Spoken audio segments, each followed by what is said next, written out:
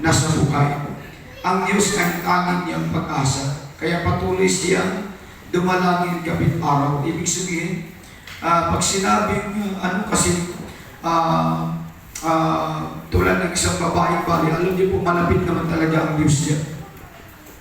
Pag sinabing wala na yung ibang maaasahan, wala yung ibang pinagkatiwalaan sa buhay, kundi ang Diyos, no? Hallelujah. Kaya maasahan po talaga ang Diyos sa lahat ng aspeto ng buhay.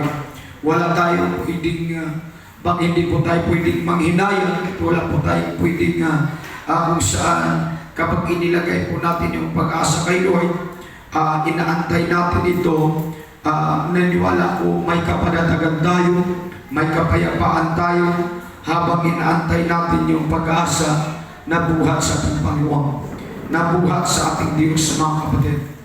Sabi niya, Psalms 41 verse